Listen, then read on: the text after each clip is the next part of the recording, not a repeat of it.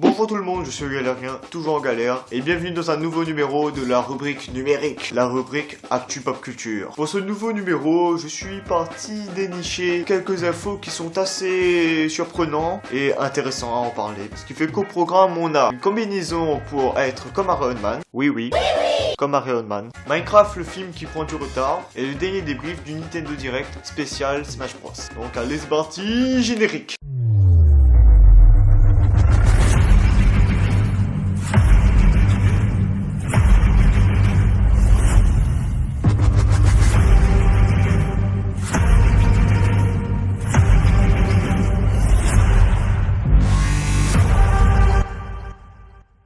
Pour commencer, j'ai trouvé il y a à peu près une semaine la vidéo d'un mec qui a, au calme, créé une combinaison permettant de voler comme Iron Man. Oui, comme Iron Man. Quoi? Ça veut dire qu'il pourra tirer des lasers, mater des films dans sa tête, et se battre contre des gars et tout Non. Il peut pas faire ça. Il pourra juste voler.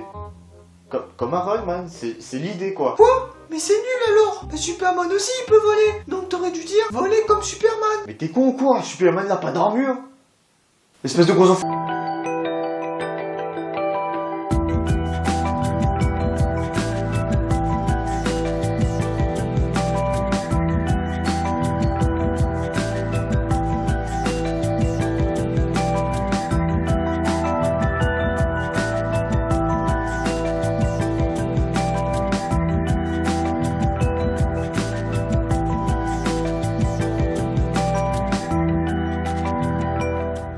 Sympa, hein? Le prix aussi est sympa. Outre le fait qu'on peut paraître comme un Robocop avec 3 gros doigts, je dois avouer que ça a quand même de la gueule. En parlant des 3 gros doigts, ce sont eux justement qui nous permettent de pouvoir voler. Ce sont 2 moteurs dans le bras et aussi un sac moteur dans le dos qui permettent de léviter l'utilisateur. L'utilisateur dans cette vidéo qui n'est autre que son créateur anglais, Richard Browning. C'est quoi? J'ai un très bel accent? Ah mais oui, ça fait plaisir. La tenue coûte 340 000 livres sterling, ce qui fait en euros 377 213 euros pour être très exact. C'est cher? Est-ce que c'est cher? Ah oui, c'est très cher. Wouhou, c'est très cher le prix. Ah mais tu sais mon petit Titouan, le gentil monsieur, il a besoin de thunes pour faire son armure. Donc du coup il le met très cher. Donc dans ce cas-là, notez un frein dans les commentaires. Comment ça, il y a 9 armures? Oui, le gars a eu les moyens de se faire 9 armures. Et c'est en vente! Bah oui, 340 000 euros, c'est quoi alors? Sauf que celui qui achète ça, je serais très jaloux. Et à côté, je me serais dit, il s'est fait pigeonner. Pour continuer dans la description, l'armure peut atteindre les 32 miles par heure, ce qui fait à peu près 50 km par heure. Elle peut s'envoler jusqu'à 12 000 pieds, ce qui fait 3000 mètres, bordel, c'est énorme! Bon, après, je pense pas que pour ton premier essai, la première chose que tu vas faire, c'est monter très haut. Non, tu vas juste être à ras du sol, comme si tu marchais. Et peut-être avancer de 2 pas, voilà, c'est tout. D'ailleurs, puisqu'on en parle, il faudra apparemment beaucoup d'entraînement avant d'arriver à faire quelques figures et quelques tricks. C'est ce qui est dit dans la vidéo. Il faudra vraiment beaucoup plus de temps d'entraînement que apprendre à monter sur un overboard. D'ailleurs, puisqu'on en parle, c'est quoi cette connerie là, l'overboard? Moi, j'appelle pas ça une overboard, j'appelle ça l'escroquerie. Fait n'importe hein, mais le principe d'un overboard, c'est de voler à ras du sol. Pas de rouler sur le sol, c'est complètement débile. J'appelle pas ça un overboard, j'appelle ça un skateboard. Skateboard à l'envers. Et en plus, je suis désolé, mais tu as l'air d'être le mec le plus ridicule au monde quand tu vas en ville avec ça. Mais sérieux, ça sert à quoi? C'est comme pour l'armure, ça sert à rien d'acheter tout de suite.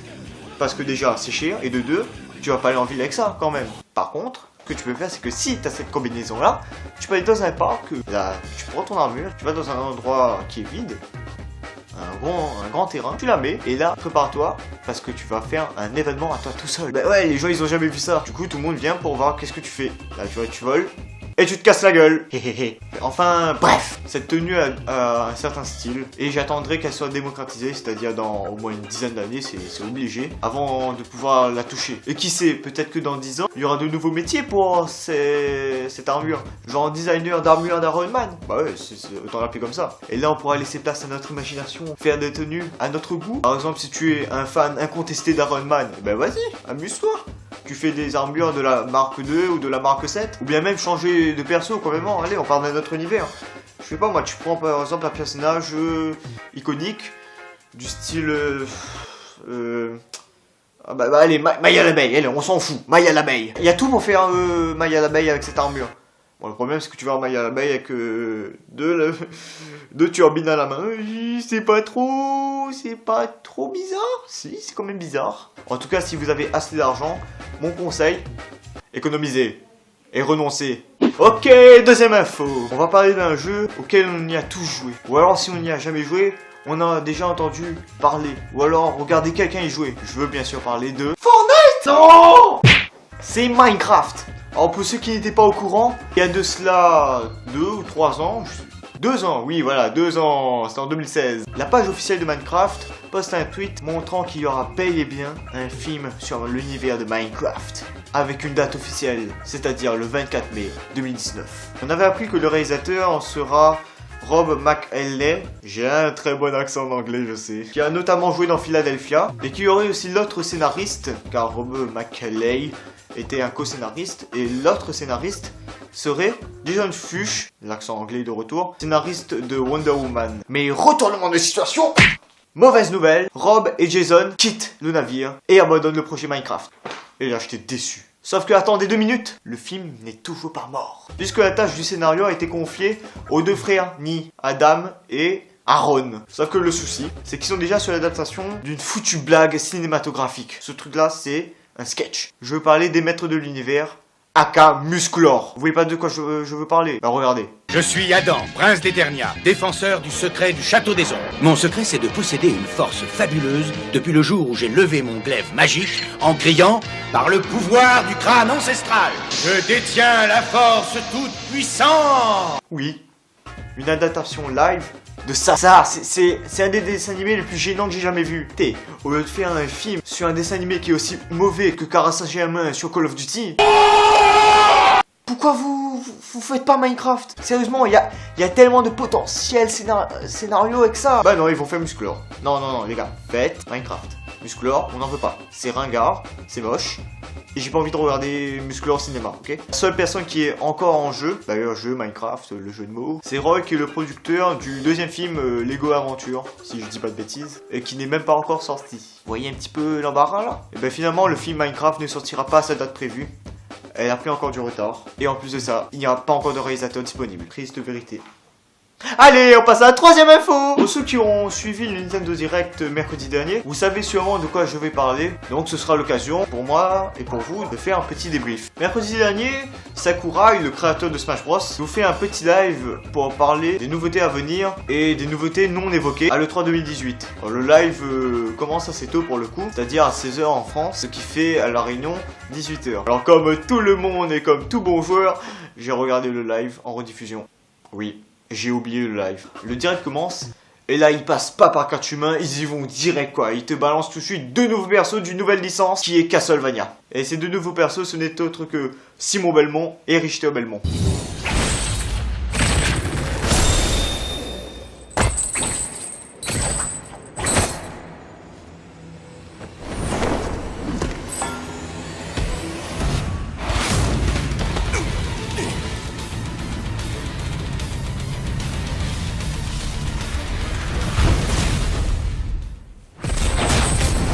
Be gone!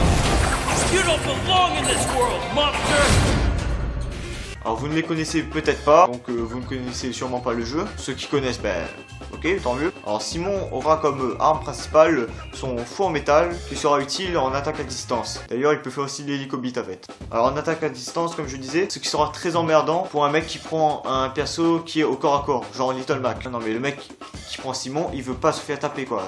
Direct le fouet pour éloigner tout le monde. Bah vous savez quoi, j'ai une petite technique pour vous qui veulent détruire Simon Belmont sur Smash Bros. C'est simple, vous prenez un perso qui a un arc, genre Pete. Vous utilisez l'attaque arc, donc ça le touche, si vous savez viser bien évidemment, et ça le sonne. Et là direct, faites droite ou gauche, ça dépend où il est, B, attaque match, et vous pouvez le mettre KO. Ceux qui jouent à Smash Bros m'ont sûrement compris. Pour revenir à Simon Belmont et à ses autres atouts, ses autres attaques sont la hache, qui sera une attaque vers le haut j'imagine, le lancer de boomerang, et aussi il peut exécuter un uppercut. Richter, tant qu'à lui, c'est un combattant écho à Simon, c'est-à-dire que il aura les mêmes attaques, peut-être pas les mêmes déplacements. Le seul truc qui change chez lui, c'est bien évidemment son physique et sa voix. Dernière chose pour parler de Castlevania et de ses nouveautés, il y aura un stage dédié à ce jeu qui est considéré comme le stage le plus sombre, le plus lugubre, comme a été dit dans le live, et le plus sinistre du jeu. Vous aurez aussi les apparitions des boss, donc la momie, le loup-garou, Frankenstein, et un personnage inconnu, je sais pas c'est qui. J'ai jamais joué à Castlevania. Et le truc spécial, c'est qu'il y aura Dracula, mais il faudra faire des manipulations ou quelque chose du genre pour le faire venir. Moi, j'en conclus que Nintendo nous gâte bien. Mais attendez, c'est pas fini? On n'arrête pas le progrès chez Nintendo. Mais oui.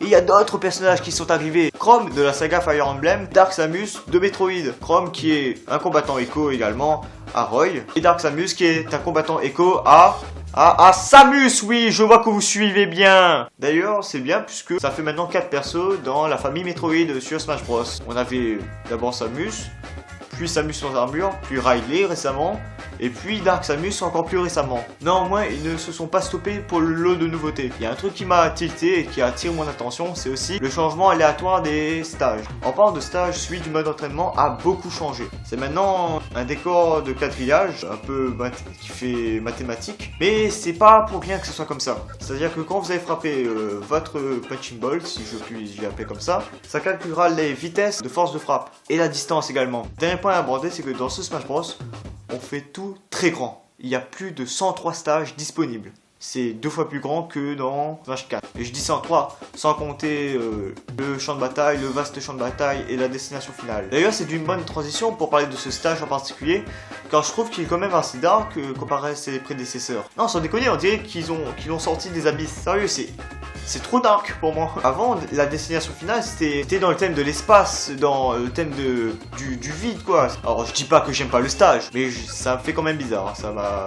Ça m'a un petit peu choqué, entre guillemets. Et je m'attendais pas à ça. Sinon, dans ce Smash, il y a la possibilité de choisir oui ou non les aléas disponibles, c'est-à-dire l'arrivée des boss. Un mode où il n'y a plus de ball smash, mais plutôt une jauge de smash qui se régénère petit à petit et qui est moins puissant que la balle smash ordinaire. Et ne vous attendez pas à avoir 4 joueurs qui utilisent les smash en même temps. C'est un smash par joueur. C'est-à-dire que dès le joueur utilise le smash, les autres peuvent pas l'utiliser. C'est dommage que je trouve qu'il y a cette jauge de smash parce que ça perd un peu le charme du jeu. Normalement, c'est la boule qui arrive aléatoirement dans la partie et il faut la frapper tout de suite. C'était ça Smash Bros à la base. Alors quand je vous dis que Nintendo voit les choses en grand, j'ai raison parce qu'il y a aussi de nouveaux Pokémon du style Noix de Coco.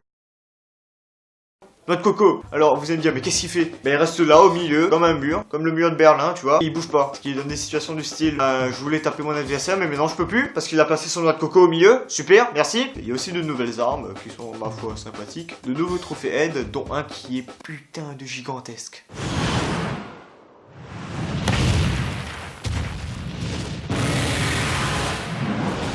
Pour ceux qui ne l'ont pas reconnu, c'est Ratalos du jeu Monster Hunter. Et il est vraiment gros, hein. Et pour finir, sur les choses en grand, il y a plus de 900 musiques répertoriées dans le jeu. Tu as plusieurs albums de jeu dans un jeu. C'est Inception. Et j'avais oublié d'en parler, mais pour finir en beauté, Nintendo a complètement changé le look du menu. Là, ça fait un petit peu plus futuriste. Et vous l'aurez remarqué, mais il y a un mode vert qui est caché, qui est flouté, qui est pixelisé, dont on ne sait pas c'est quoi. Plusieurs fans pensent que c'est un éventuel mode histoire. En conclusion, je ne suis pas déçu du Nintendo Direct, hein, parce que ça aurait été vraiment chiant de mater une rediffusion pour rien, quoi. Ça m'a bien plu de connaître un peu plus d'informations. D'ailleurs, Nintendo prévoit encore plus de personnages qui arrivent. Oh là là, ils sont fous! Alors, bien évidemment, Waluigi n'est pas dans le jeu en tant que combattant. Et arrêtez de penser qu'il sera dans le jeu en tant que combattant. Il ne sera jamais combattant dans Smash Bros Ultimate. C'est un trophée aide, le gars. Ça a été montré dans le 3. Maintenant, moi j'attendrai la sortie du jeu en décembre. Et voilà, c'est déjà la fin de la vidéo. Ça a été très long pour moi à l'écriture. Et avant de se quitter, je vous laisse quand même sur la petite vidéo bonus.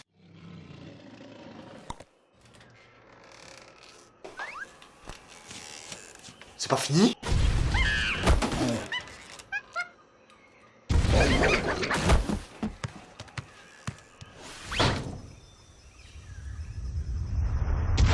Oh bordel, c'est un nouveau perso?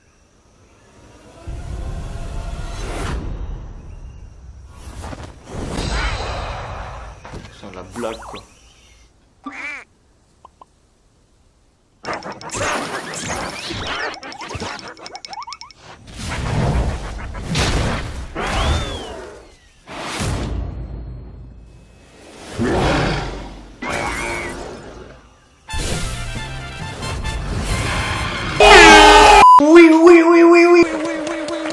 Ça faisait tellement longtemps qu'on attendait ce gars-là. King K. Rool, le fameux antagoniste de la série Donkey Kong. Ça, c'est sûrement le deuxième perso le plus demandé après Waluigi. Alors pour le coup, on n'a pas plus d'informations que ça. Mais moi, je pense qu'il a l'air quand même assez balèze et assez lourd à éjecter. Alors, ce qui serait cool, c'est de pouvoir faire un combat de 4 gros mecs, tu vois, un combat de 4 catcheurs, le combat des poids lourds. Donkey Kong, Roi Dadidou, Bowser et enfin King K. Rool. Ah là là, j'ai vraiment pas été déçu. Voilà, c'est la vraie fin de vidéo. C'était un petit troll de ma part. Et on revient à notre trame convenue, la petite vidéo bonus.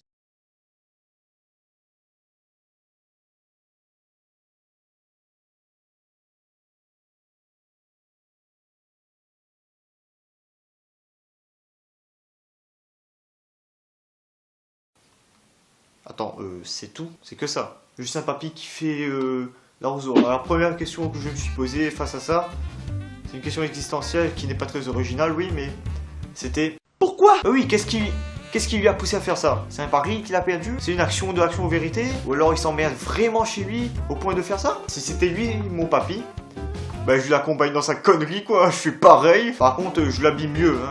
Je le mets en costume de Mario. Parce que là, je suis désolé, c'est bas de gamme quoi. Et... c'est quoi ça? Parce que là il manque tout. Il manque la casquette de Mario, il manque la salopette de Mario, il manque le t-shirt rouge de Mario, ses gants, la moustache. Ça se trouve c'est une pratique courante dans sa famille. Voilà, c'est tout pour moi. C'était très long ce tournage, hein. Je le redis encore, mais ça a été très long. Donc si vous avez aimé ce troisième épisode, n'hésitez pas à le dire dans les commentaires. Vous pouvez partager cette vidéo sur tous les réseaux sociaux. D'ailleurs, vous pouvez me suivre sur Twitter et sur Facebook et sur DeviantArt. Le lien sont dans la description. Si vous voulez, vous pouvez vous abonner à ma chaîne YouTube. Ça ferait plaisir. Et moi, je vous dis qu'une chose, c'est à la prochaine. Et bisous!